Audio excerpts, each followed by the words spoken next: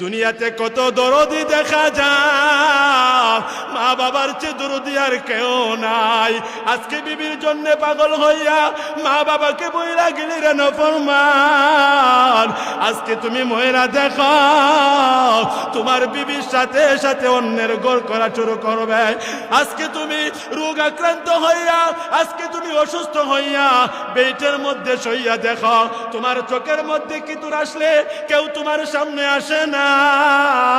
তোমার যখন প্রচন্ড জ্বর হয় কেউ তোমার কাছে আসে না।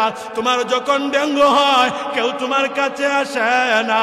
ওরে বান্দা, তোমার ফুরা হইলে ফুরা যখন পয়সা যা কেউ তোমার কাছে আসে না, বন্ধু বান্ধব আসে না, স্ত্রীও আসে না, কেউ আসে না। একটু খেয়াল কইরা দেখাও, এক রাস্তার মধ্যে পায়খানা প্রস্রাব কইরা থাকলে আমরা এই রাস্তা দিয়া যাই না, এই রাস্তা দিয়ে হাঁটি না। ও ভাই, টয়লেটের গন্ধ নাকে লাগলে আমরা নাকে দইরা চলি। ও ভাই, চক্ষু বন্ধ কইরা চলি। আর যেই মা যেই বাবা তোমারে আমারে একটা বছর নয়, দুইটা বছর নয়, একটা যুগ তোমার আমার পায়খানা বর্ষা পরিষ্কার করছে, মার নাকে গন্ধ লাগলেও গন্ধ নেয় নাই, মার নাকে গন্ধ লাগলেও গন্ধ নেয় নাই।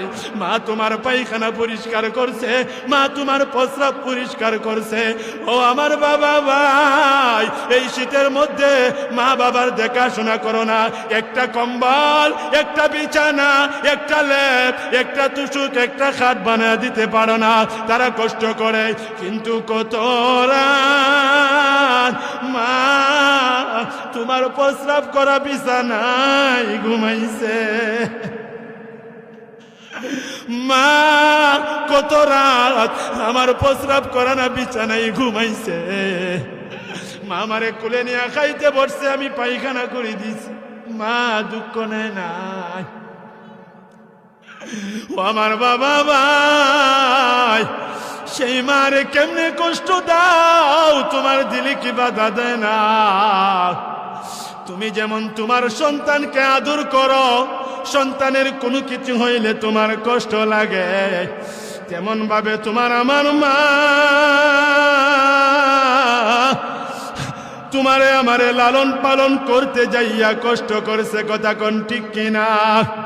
আর জোরে বলেন ঠিক কিনা?